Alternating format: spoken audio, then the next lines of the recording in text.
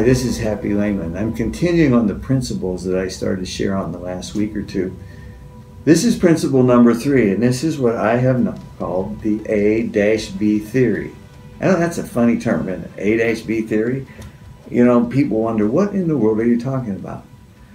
Well, I've just watched my life over the years, and let's say that you're believing God for A. You're going to be a certain type of minister, you're going to end up with a certain job, you're going to have a certain house, and it falls through, and all of a sudden B is in front of you, option B, and lo and behold, you end up liking option B way better than you ever would have liked option A.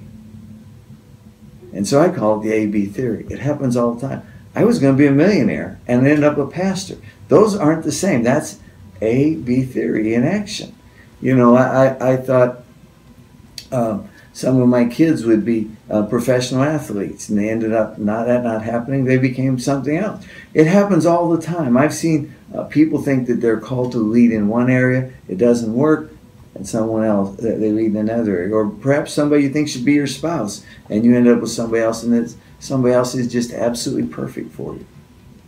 What's up in this? Is it that we're just brain dead and not listening to God? Is it that God likes to sort of trick us into dreaming one thing and end up with another? Actually, I think it's a whole bunch of things. First of all, I don't think we hear from God as well as we should.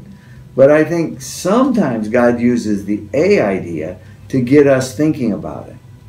He opens our hearts up to the possibility. You know, I've seen people in jobs where they think they're certainly called to job A, and they're not even open to job B, but as circumstances change and they end up in B, they're really thrilled.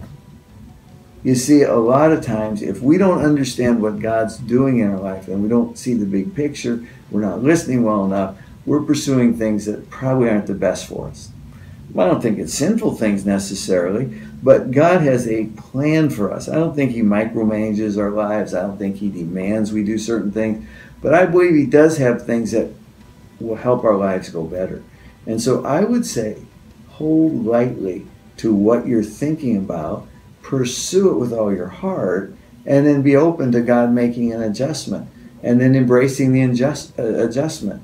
You know, it's happened so many times in my life. I was going to buy one building. I remember early in the ministry, all my advisors said buy it, and circumstance within 24 hours turned totally against me. I ended up with a totally different building that was so much better. I was thankful God actually did that. So sometimes A-B theory type stuff happens for our benefit.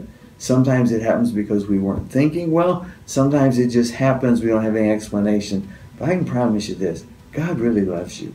He has a plan for your life. He knows that you have certain things that He wants to bring out, flavors He wants to bring out of you. He wants to help you be all that He made you to be.